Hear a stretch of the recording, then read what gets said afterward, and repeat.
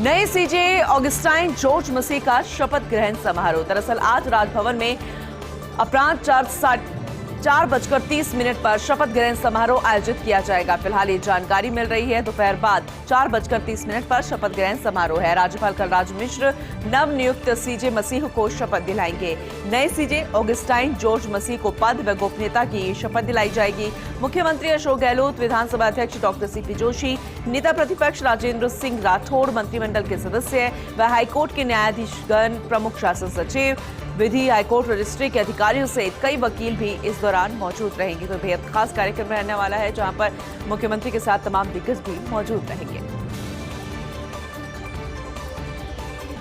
अन्य सेवाओं से सीधे एक कोटा निर्धारित कर आईएएस सेवा में पदोन्नति प्रकरण।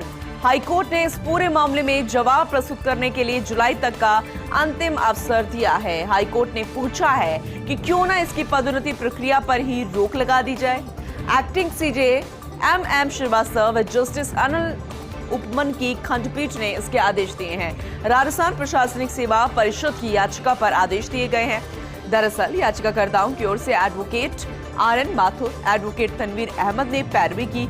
याचिका में कहा गया कि सरकार ने 17 फरवरी को सभी विभागों में पत्र भेजकर आवेदन मांगे हैं। अन्य सेवाओं से आईएएस सेवा में पदोन्नति के लिए आवेदन मांगे गए हैं और ऐसा करना नियमानुसार सही नहीं है, क्योंकि अपवादिक परिस्थितियों में ही ऐसा कर सकते हैं। अपवाद कभी भी नियमित भर्ती का तरीका नहीं हो सकता।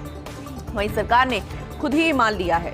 वहीं आईएएस पदोन्नति में गैर राज्य प्रशासनिक सेवा के अफसरों का भी एक कोटा है, ऐसा मानना गलत है। जबकि ऑल इंडिया सर्विस एक्ट सहित उसके नियम विनियम के तहत 66.67% सीधी आईएएस भर्ती से और 33.33% राज्य के प्रशासनिक अफसरों की पदोन्नति से भरे जाने का भी प्रावधान माना गया है। अपवाद परिस्थिति में ही इस 33.33% कोटे का 15% तक अन्य सेवा के अफसरों से भरा जा सकता है। फिलहाल नियमानुसार ये जानकारी मिल रही है। पॉलिटिकल एडिटर योगेश शर्मा की रिपोर्ट। दरअसल दिल्ली की बैठक के बाद का अपडेट आप तक पहुंचा रहे हैं। सचिन पायलट संगठन में जिम्मा संभालेंगे, ये बड़ी खबर, बड़ा अपडेट, और इसे लेकर ब्लूप्रिंट जो है वो तैयार कर लिया गया है। दरअसल राहुल गांधी ने बता दिया कि पायलट को नई भूमिका के बारे में उनकी नई भूमिका के बारे में अवगत करा दिया है। अब पायलट और उनकी टीम अब कोई विरोधाभासी बयान नहीं देगी। जिस तरीके से बयानबाजी पहले चल रही थी, अब कोई बयान ऐसा नहीं आएगा। गहलोत समर्थक भी ऐसा नहीं करेंगे और ये उन्होंने आलाकमान को भरोसा दिलाया है। वह पायलट को बनाया जा सकता है पीसीसी चीफ या फिर इलेक्शन कैंपेन कमेटी का प्रमुख। साथ ही अब पायलट अपने अल्टीमेटम को नहीं बनाएंगे मुद्दा, ये भी मुद्दा गौन हो चुका है। करप्शन के खिलाफ उनकी मांगों पर सरकार एक्शन लेगी। अब सचिन पायलट करेंगे चुनावी व्यूह रचना बनाने का काम। फिलहाल ये बड़ा अपडेट आप तक पहुंचा रहे हैं। सत्ता और संगठन के भावी बदलावों में उनकी भूमिका स्पष्ट कर दी गई है। राहुल गांधी और खड़गे चाहते राजस्थान में इस बार टूटे मिथ तक। कहा जा रहा है कि बातचीत में पर्दे के पीछे प्रियंका गांधी का भी अहम रोल है। साथ ही अंबिका सोनी और कमलनाथ की भी अहम भूमिका मानी जा रही है।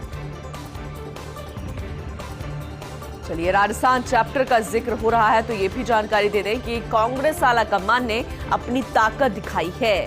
कर्नाटक चुनावों के नतीजों के बाद ही ऐसा लग रहा था। आज 4 राज्यों में कांग्रेस सरकार है। इससे कांग्रेस आलाकमान फिर से सुप्रीमो बन गया है। राज्यों के नेतृत्व को ये जता दिया है कि दिल्ली अथॉरिटी पहले की तरह ही, या फिर यूं कह सकते हैं कि गांधी परिवार की अपने पुराने दौर में वापसी हो गई है। राजस्थान कांग्रेस के इतिहास में ऐसा हुआ है कई बार, और यहाँ की कांग्रेस में आजादी के बाद से ही गुटबाजी सामने आती रही है। कभी नेहरू ने लगाम लगाई तो कभी इंदिरा गांधी ने, कभी संजय गांधी ने और कभी राजीव गांधी ने। अब अपने पूर्वजों की भूमिका को निभाते आ रहे हैं राहुल गांधी। यानी जिस तरीके से सुलह करवाई गई है तो राहुल गांधी अपने पूर्वजों की भूमिका को निभा रहे हैं। भारत जोड़ो यात्रा के समय से राहुल गांधी समझ चुके हैं यहाँ की कांग्रेस का मिजाज। फिर शिमला में गांधी परिवार ने ब्लूप्रिंट तैयार कर लिया था। अब शिमला फॉर्मूले के मुताबिक कांग्रेस राजस्थान में आगे बढ़ती नजर आएगी। किशनगढ़ एयरपोर्ट के नाम जुड़ेगी बड़ी उपलब्धि। दरअसल किशनगढ़ एयरपोर्ट पर लैंड होगा प्रधानमंत्री मोदी का विमान। भारतीय वायुसेना का बोइंग 737 विमान लैंड होगा। कल दोपहर 4:15 पर प्रधानमंत्री मोदी पहुंचेंगे किशनगढ़। लेकिन अभी तक किशनगढ़ में सिर्फ छोटे विमान ही उतर पाते हैं। रनवे की लंबाई की बात करें, करीब 6,600 मीटर ही होने से छोटे विमान अभी तक उतर रहे थे। 90 सीट क्षमता तक के विमानों की यहाँ पर लैंडिंग होती है। ATR या Q400 विमानों की लैंडिंग हो पाती है, जबकि बोइंग 737 यात्री विमान में 180 तक यात्री बैठ सकते हैं। इससे पहले किशनगढ़ में बोइंग विमानों की लैंडिंग नहीं हुई है। किशनगढ़ से शाम 7:15 पर प्रधानमंत्री नरेंद्र मोदी वापस रवाना हो जाएंगे। बोइंग विमान की लैंडिंग साबित होगी किशनगढ़ के लिए शुभ, ये माना जा रहा है, क्योंकि इससे भविष्य में बड़े विमान से फ्लाइट संचालन भी संभव हो पाएगा।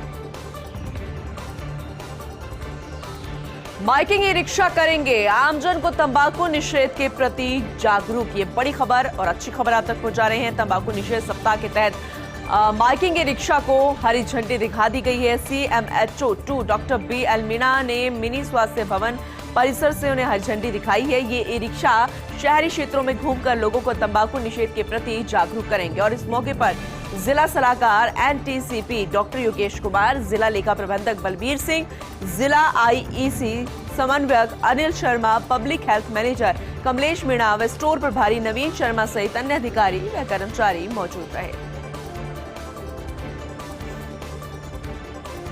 एक बड़ी खबर आप तक पहुंचा दे, हर एक दर्शक के लिए अच्छी खबर है। इंडिगो ने गंगा दशहरा पर एक बड़ी सौगात दी है। दरअसल अब फ्लाइट में भी आप ला सकेंगे गंगा जल। केबिन बैग में आप ला सकते हैं 100 मिलीलीटर गंगा जल, और वहीं चेक इन बैगेज में 5 लीटर तक गंगा जल लाने की अनुमति दे दी गई है। इंडिगो की फ्लाइट में ही अब ये सुविधा मिलेगी। अभी तक गंगा जल लाने की कोई अनुमति नहीं थी, लेकिन वो श्रद्धालु जो इस आस के साथ जाते हैं, धार्मिक स्थलों पर जाते हैं, लेकिन लौटते वक्त अगर वो फ्लाइट से जा रहे हैं तो गंगा जल घर नहीं ले जा सकते थे, लेकिन अब ये अनुमति मिल चुकी है। तो प्रदेश में एक बार फिर से बदलेगा मौसम का मिजाज। प्रदेश में एक के बाद आ रहे हैं पश्चिमी विक्षोभ। आज भी एक नया पश्चिमी विक्षोभ ने प्रदेश में प्रवेश कर लिया है। मौसम विज्ञान केंद्र ने इसे लेकर अलर्ट जारी कर दिया है। प्रदेश के 26 जिलों के लिए ये अलर्ट जारी किया गया है। दरअसल येलो और ऑरेंज अलर्ट जारी है। आज से 2 जून तक अधिकतर जिलों में आंधी बारिश का दौर जारी रहेगा, जिसमें बीकानेर है, जैसलमेर है, जोधपुर है, बाड़मेर, पाली, जालोर, सिरोही, नागौर, अजमेर, भीलवाड़ा, राजसमंद, उदयपुर, टोंक, कोटा, बारात, झालावाड़, सवाई माधोपुर जिले सबसे ज्यादा प्रभावित होंगे। मेघ गर्जन के साथ भारी बारिश, आकाशीय बिजली गिरना, ये भी जानकारी है। इसका भी अलर्ट है। धूल भरी आंधी की संभावना भी रह सकती है, इसीलिए सुरक्षित स्थान पर रहने की चेतावनी दी गई है। महाराष्ट्र में जल्दी होगी बड़ी राजनीतिक उथल पुथल। शिवसेना के सांसद विनायक राउत का दावा, एकनाथ शिंदे के शिवसेना के विधायक सांसद अपसेट हैं। 22 विधायक और 9 सांसद छोड़ना चाहते हैं शिंदे का साथ। शिंदे गुट के सांसद गजानन कीर्तिकर ने लगाया था आरोप, भाजपा पर शिवसेना के साथ सौतेला व्यवहार करने का आरोप लगाया था। इसके बाद उद्धव ठाकरे की सेना के सांसद राउत का ये बड़ा बयान सामने आया है। तो भाजपा पर शिवसेना और इसके बाद उद्धव ठाकरे की सेना के सांसद राउत का बयान सामने आना बड़ी राजनीतिक उथल पुथल की ओर इशारा कर रहा है। और ये माना जा रहा है कि महाराष्ट्र में अब जल्द ही एक बड़ी राजनीतिक उथल पुथल हो सकती है। एकनाथ शिंदे की शिवसेना के विधायक और सांसद अपसेट है, ये बड़े बयान के जरिए सामने आया है, जिसमें 22 विधायक और 9 सांसद शिंदे का साथ छोड़ना चाहते हैं। शिंदे गुट के सांसद गजानन कीर्तिकर ने ये आरोप लगाया था।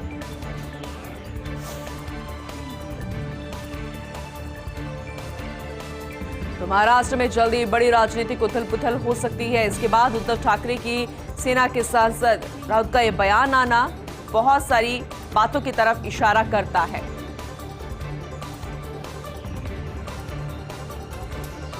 चीन की कंपनी से बख्तरबंद वाहन खरीद रही है नेपाल की सेना। North industries group corporation limited के साथ सौदा किया गया है। अमेरिका में प्रतिबंधित है चीन की हथियार कंपनी नॉरिको। इस कंपनी से नेपाल की सेना खरीद रही है 26 बख्तरबंद वाहन।